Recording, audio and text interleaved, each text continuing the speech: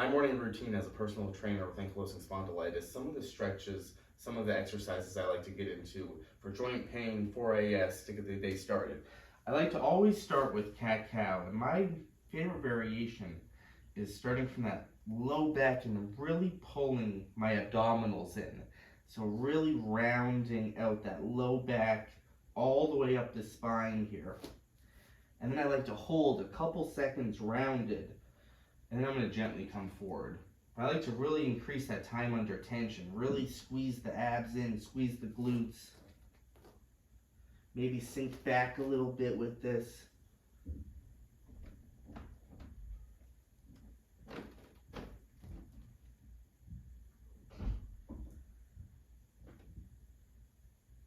I like to really work through this slow so I can get the core engaged and I can really break up that tension. For me, most of the tension here is in the low back, so I really pull in and then I get the whole back rounded, and then I can start to work the head a little more, that range of motion, that comfortable range of motion.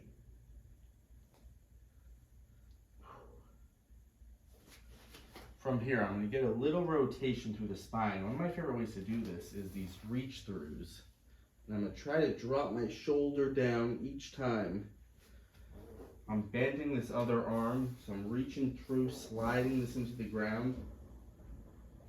A great stretch on the lats and the back of that shoulder, but also I'm getting a little rotation to my comfortable range of motion so I can not, without aggravating the joints here. We can work on holds, a couple seconds. If the shoulder doesn't go all the way, you would reduce the range of motion. You can just start right here. So finding that perfect sweet spot for you where you're feeling the stretch without aggravating the joints here.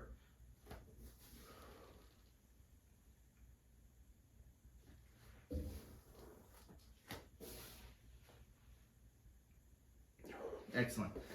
So an area that can get really tight on folks, the inside of that leg, the adductor. So a stretch I like to do is I'm going to outstretch this foot, side of the foot into the ground, or you can put that whole foot into the ground, which is a little awkward. So I like to put the side of the foot into the ground, leg about hip level, and I'm going to gently sink back so I feel the inside of that leg. Couple seconds stretch, and I'll reset. So I like to go into that tension, couple seconds, then I reset it. If this is a super tight area, you might have to start with that leg a little farther back. It might be hard for you to get this about hip level here. So you can always start a little farther behind the body. Same idea, gentle stretch, reset.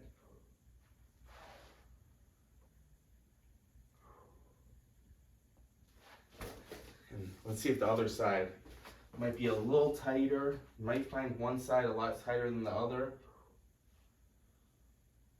which is a large part of my flexibility training for AS, is to do one-sided things to find those imbalances, to maybe work one side more than the other. I see this a lot with my clients where there's a lot of imbalances with AS due to the SI joints.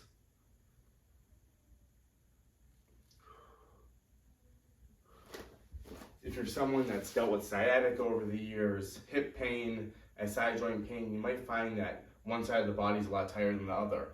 Maybe one hamstring's a lot tighter, maybe one side of the back feels a little tighter. So I like to work single-sided stretches with full body stretches to see if we can take care of some of those imbalances.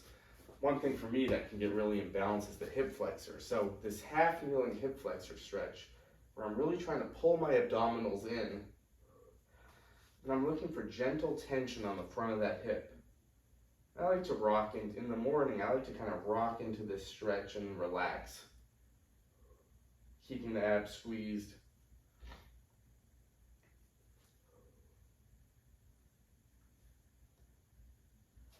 For me, sometimes my body doesn't respond great to stretches, and that's where I'll bring in a little bit of strength training too, and I'll show you some different variations here. So a little tightness in the front of the hip.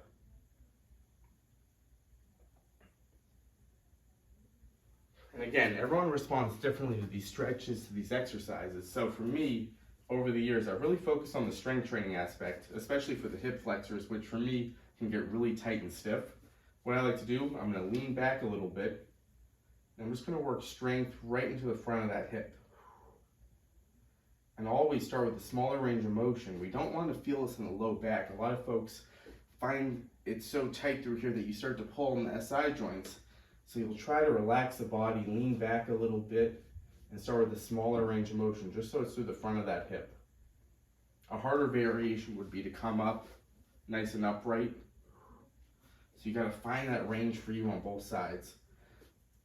So I've responded really well to strength training to really help loosen up and not just bring strength. So I'll do a lot of strength training like this in the morning to really help my body remain strong, but also to help loosen up.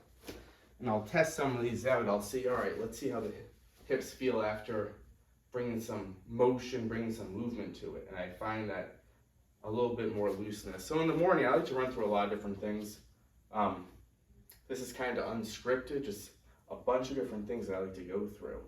But over time, you can kind of dwindle this down and have that best program for you that your body responds well to. From here, I'm going to get my back flat into the ground. And again, thinking about working kind of one side at a time, especially for the hamstrings, which can be hard to stretch if they're really tight. So what I like to do, I pull one hamstring in and I'm going to extend the leg until I feel the back of the leg stretch. I'm going to reset this. So into the tension and then reset. This is one of my favorite ways to stretch that hamstring. You can do so a little more relaxed if it's super tight, smaller range of motion.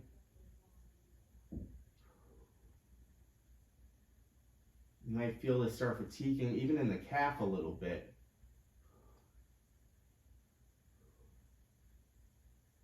You can test. Let's see what side's a little tighter.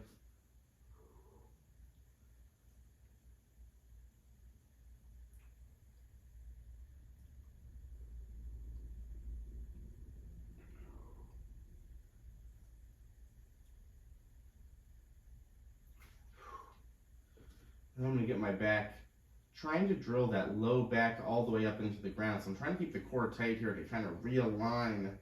I'm going to get some floor slides going. If this is super tight in the front of the body, you can come off a little bit. So you got to find that range for you. Getting nice and long through the back, through the shoulders.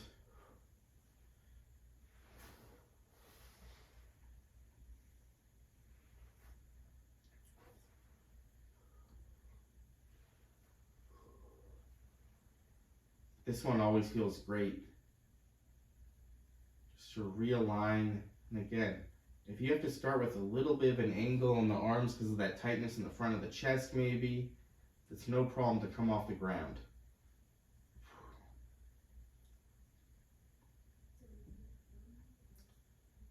And again, with the stretching, I like a little activation, especially for the core. So I'm going to think of those same principles earlier, getting my low back tucked, abs engaged. What I like to do, just to focus on the low abs, take a little pressure off the hip flexors. Arms are going to be shoulder height. And I'm going to work my heel into the ground slowly, trying to keep my low back drilled in so I just feel the low abs working. This is hard to stay in this position through the front of the hip. You can always work on marching, pulling a knee in, slowly down. Same principles of really belly button squeezed in, core engaged. So find that variation where you can feel a good burn here without that low back being affected.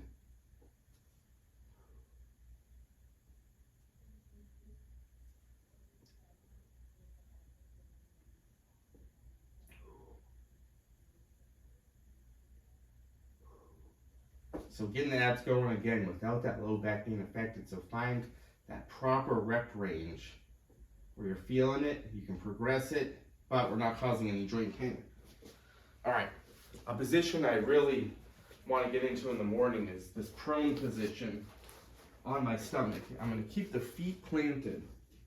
I like to first work with just a little bit of extension.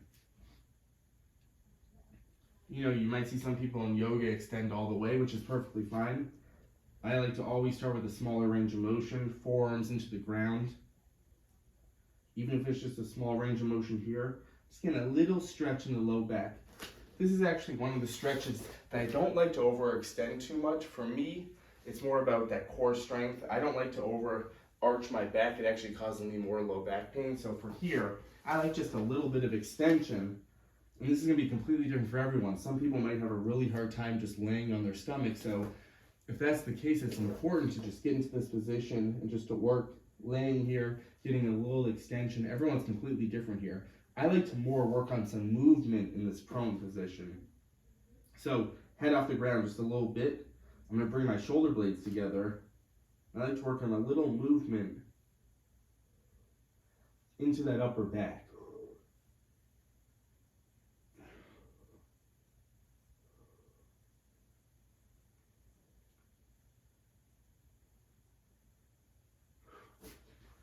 So, kind of a mixed match of a lot of different things. And the key really with training with ankylosing spondylitis is paying really close attention to how you feel during, how you feel after, and can you progress it? Are you doing things where they're getting easier and you can progress them over time, or does a movement really just seem not to do anything, to not give you any benefit? So really you want to pay attention. How are these movements feeling? Do you feel better for the rest of the day? Does it give you any relief? Can you do it consistently, feeling good? These are some of the things I focus on. And for me, this unscripted morning routine was the best for me to kind of do. I like to kind of mix and match, mess around with the reps, and I'm always just focused on the joint pain and just trying to loosen up. So those are a lot of different variations. And you can really just start by focusing on a few of them, seeing how they feel, keeping track of the reps, keeping track of how much you're doing, and paying attention to how you feel afterwards. That's been the key for me. What things do my body respond well to? What things just aren't great for me? And how can I progress things for each muscle in the body so I can feel a little better? So those are some things I like to do in the morning. Let me know, what's in your morning routine for AS? What do you think about some of those stretches? Send me some feedback in the comments. See you next time.